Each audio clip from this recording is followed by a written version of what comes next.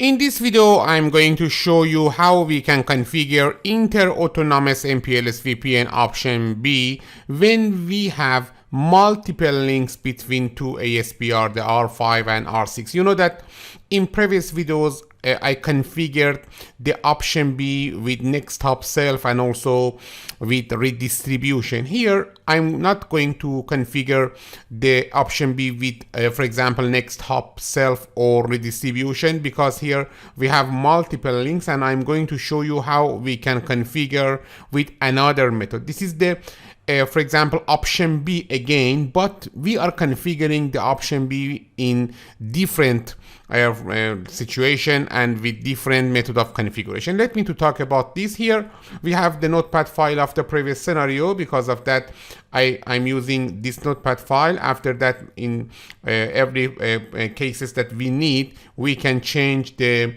configuration, and after that we can copy the configuration to the CLI. Let me start with the configuration of the R11, R12, then R1, also other routers in the ISP1, and we can continue step by step.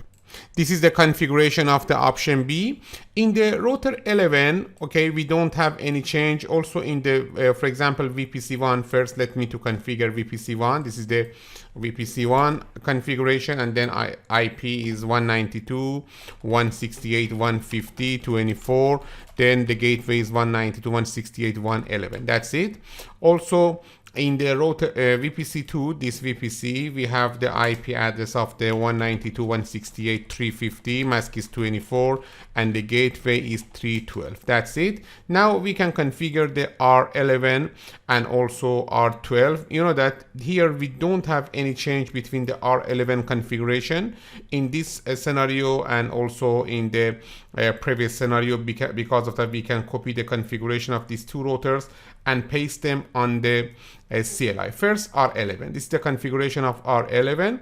Only we have the IP addressing for ETH00 and ETH01 and also BGP configuration. Copy this configuration in the R11 CLI, and after that we can copy also the R12 configuration, copy and pasting on the R12 CLI. Okay, after that we can copy the configuration of R1. In R1 again we don't have any change. Let me to copy the configuration of R1.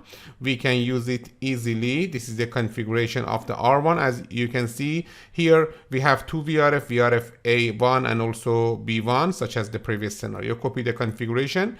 After configuring the R1, we can see the routes of the VRF A1 and also VRF B1 in the routing table of R1 after some second. But before that, let me to copy the configuration of R2 and also R3 and R4, because again we don't have any change. In R2, this is the configuration of R2, okay, and after that the router 3, this is the router 3's configuration. In router 3 we don't have any change again, okay, this is the router 3's configuration. And also router 4, this is the router 3's configuration. Very good. And finally the router 4. In router 5 we have some difference in configuration with the previous scenario. This is the router 4's configuration. Okay, let me first check the routing table of VRF A1 and VRF B1 in the router 1. Here is the R1 CLI, show IP VRF, for example, show IP route VRF A1. You can see that we have one connected networks only, and also VRF B1 we didn't receive the BGP update. We need to wait. In R11 we can check the R11, show BGP IPv4 unicast can show us this address, this network injected in the R11 BGP table, and also in the R12 we can see the show BGP IPv4 unicast. Again we have 192.168.30/24. Let me check again the R1, show IP route, for example VRF A1. Now we have the 192.168.10/24 in the routing table of VRF A1 of the router 1. After that, in VRF B1 we can see that we have 192.168.30/24, and now you know that R1 should advertise this update to the router 3, because here we have neighborship, show BGP VPN v4 unicast all summary. We have neighborship with the router 1, okay, and after that show BGP VPN v4 unicast all log can show us that we receive 192.168.10/24 and also 30/24 from the router 1. Now let me configuring the router 5. In router 5, you know that we need to configuring the first IP addressing of ETH00 and ETH02, then IGP configuration, the OSPF configuration, and after that one BGP neighborship with the router 3. This is the configuration of the R5. Okay, let me to copy this part of configuration because this is exactly same with the previous scenario. Also about the ETH01, here we have the ETH01, the IP address of this ETH01 is 10.565.255.255.255.0 and no shutdown. And as you can see, we didn't configure any VRF on the, for example, ETH01. And again, we have interface ETH03. In this scenario, we have multiple links between the router 5 and router 6 to ASBR. For example, the ETH03's IP address is 10.6.5, for example, 5. 10.6.5.10.5.6.5. That's it. And after that, now we have the configuration of BGP. Look at here, we configured BGP neighborship with router 3. Okay.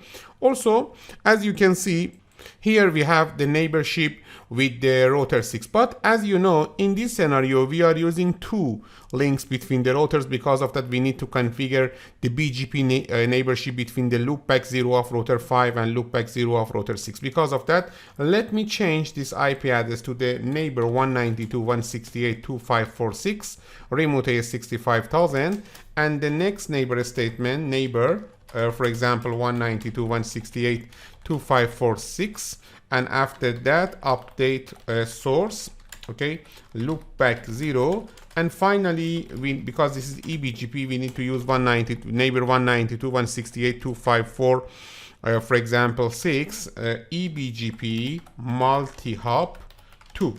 Okay, because you know that here we need to increase the TTL, and here we have one eBGP neighborship. Also, you know that we need to have connectivity between the loopback of R5 and R6.